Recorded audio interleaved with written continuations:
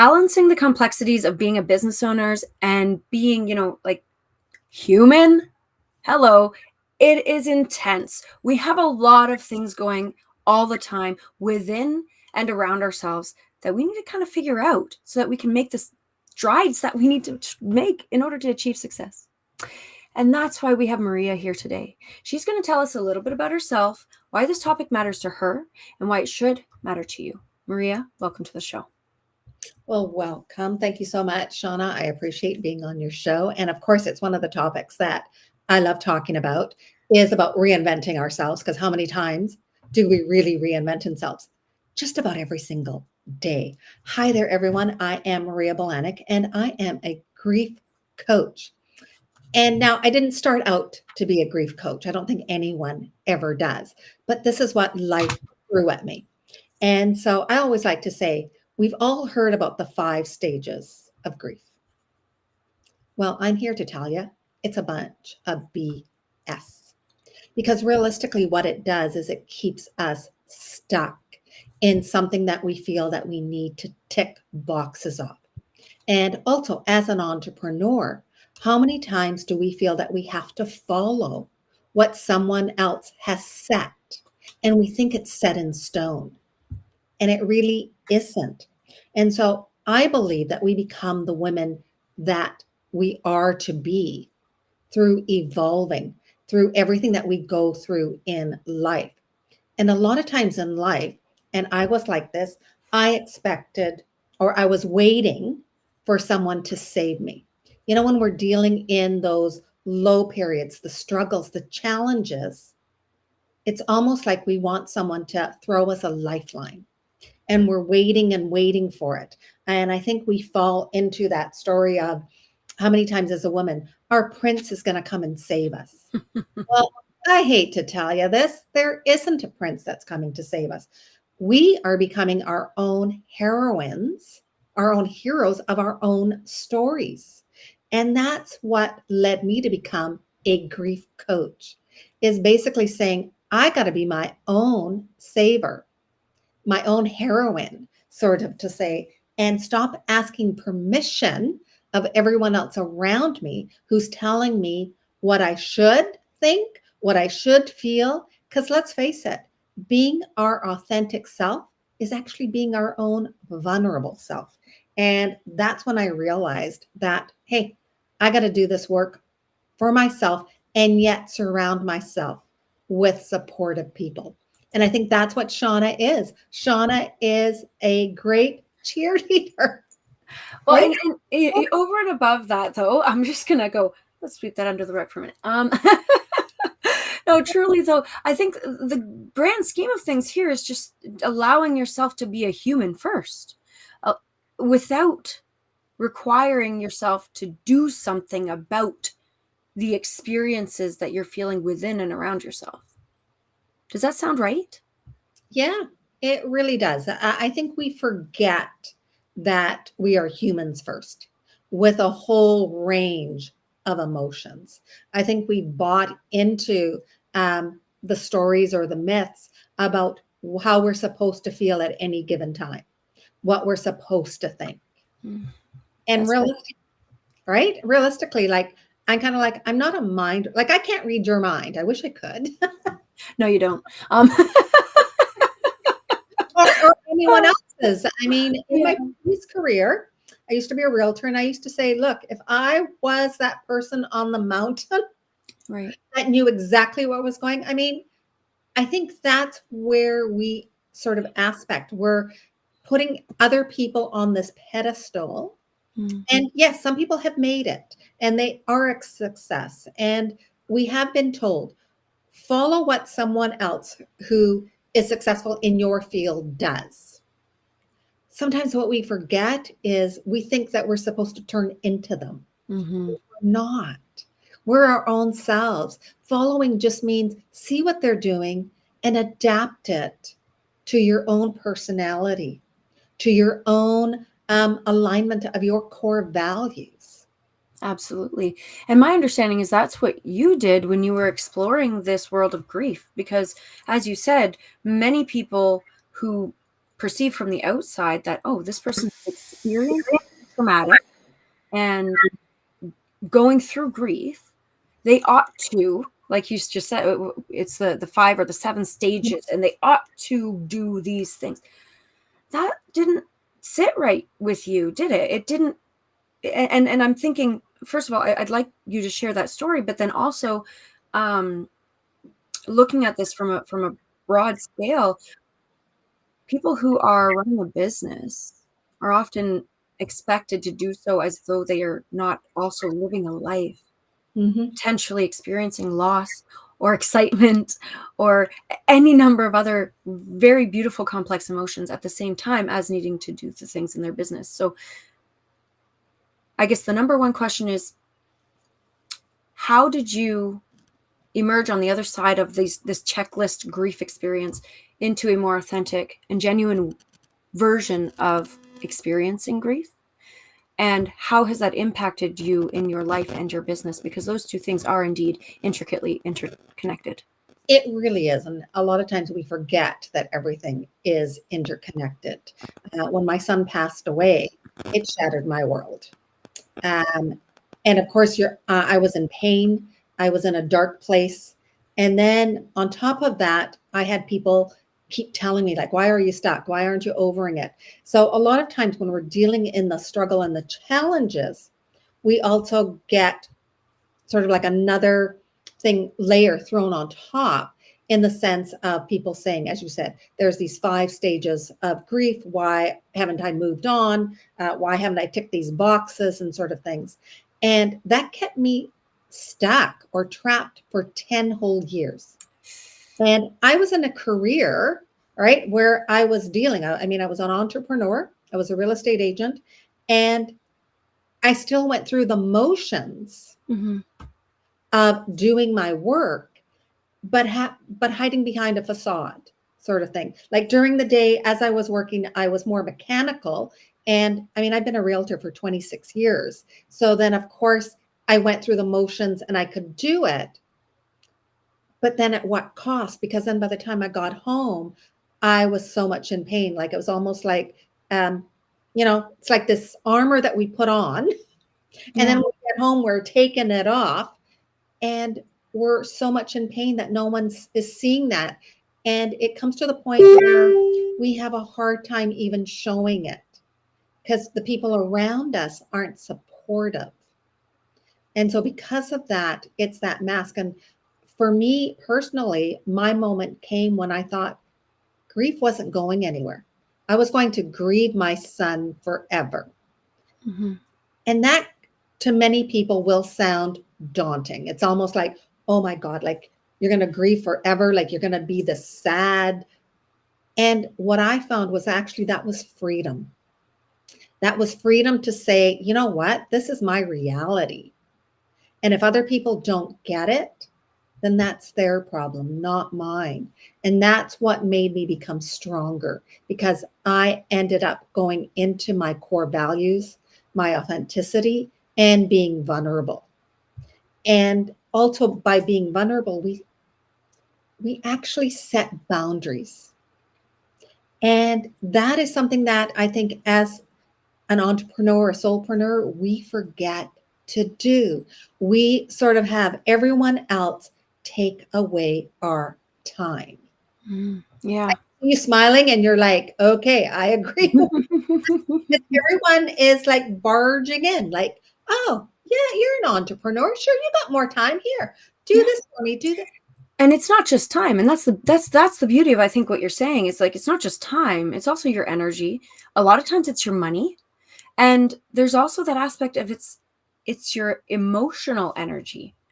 So when people are constantly being drawing from you, you require the boundaries, you require the systems set in place for you to be able to reinforce those boundaries, to say, hey, no, you don't get all of me. Not, at least not all of the time, right? But in this context, in this very specific context, yes, absolutely. But on that same note, in this specific context, I am my own and I'm allowed to feel all the things.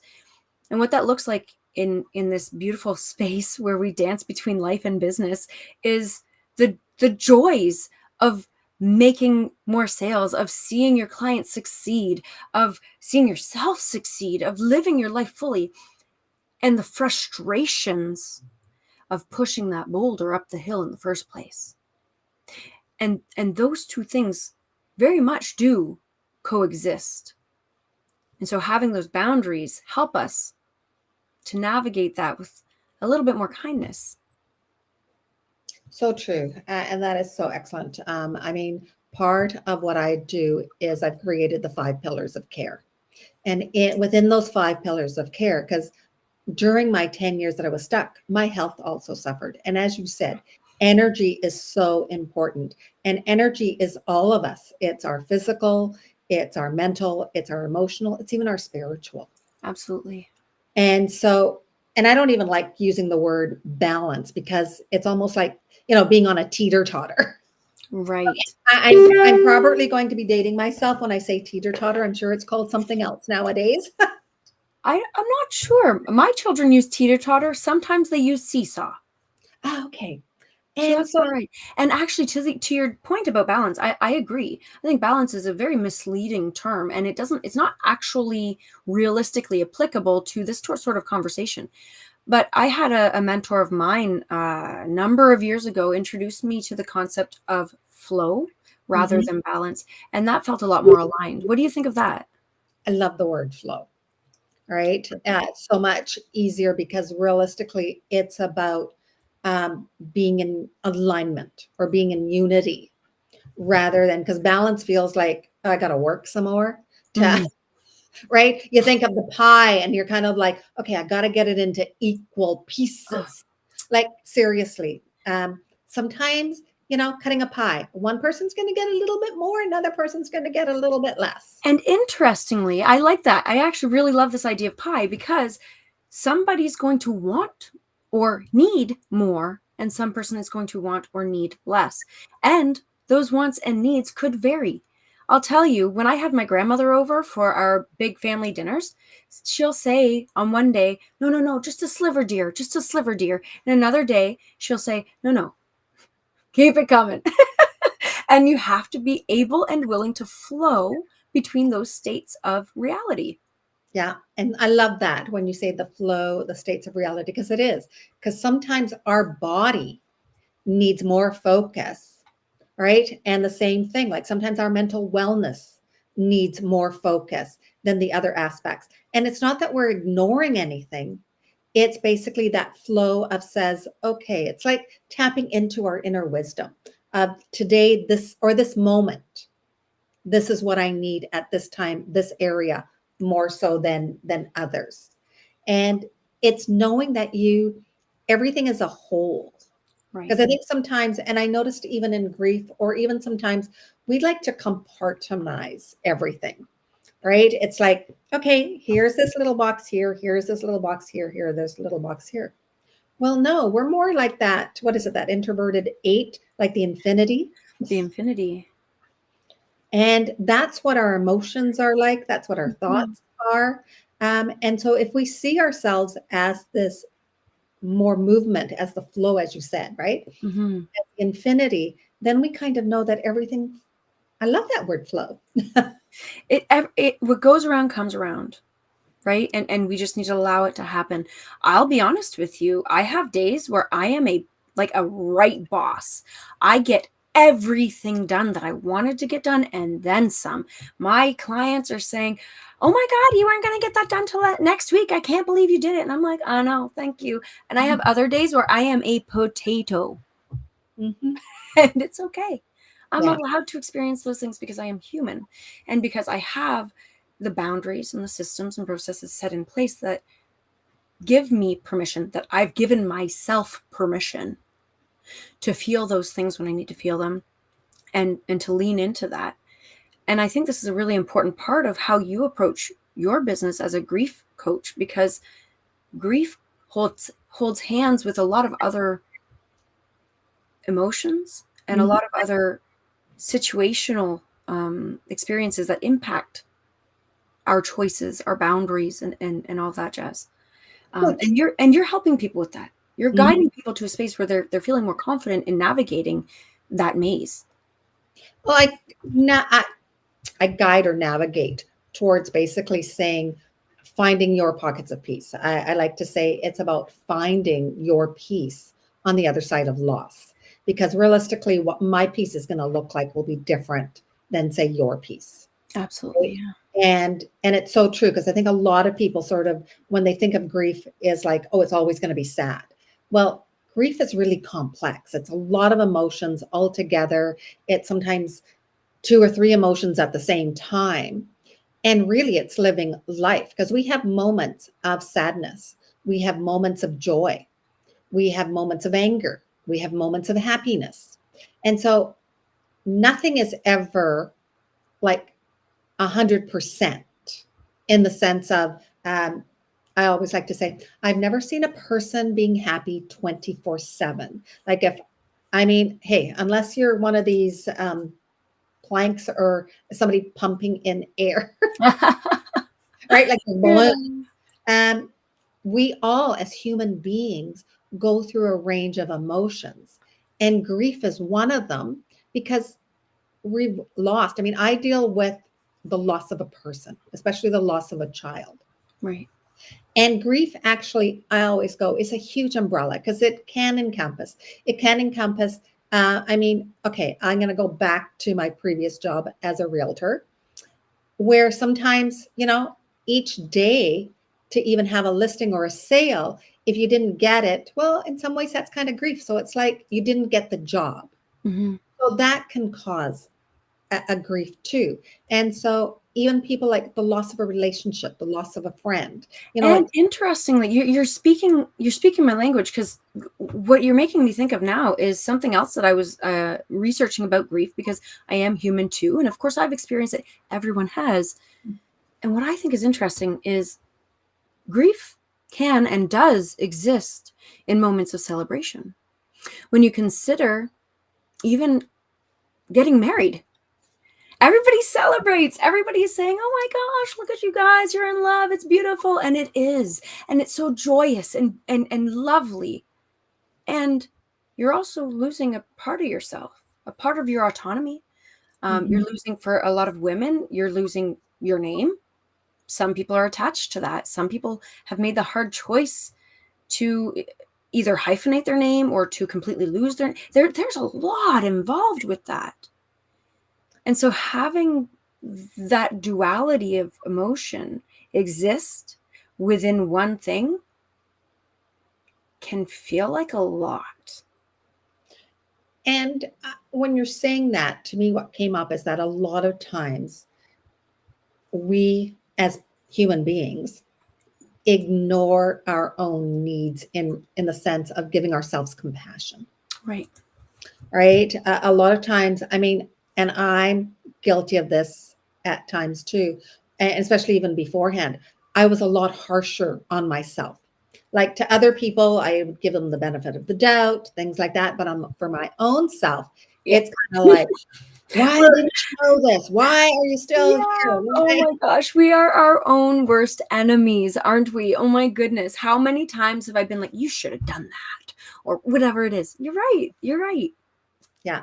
And we go through life. I mean, that is part of being human. Mm. A lot of times we feel that we have control over a lot of things that we don't. I mean, realistically, we have control over our own selves.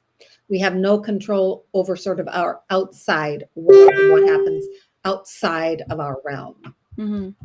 But a lot of times, and I don't know if it's just for women and for moms, we all think we're super powered, I mean, uh, right? Of aren't course. we though?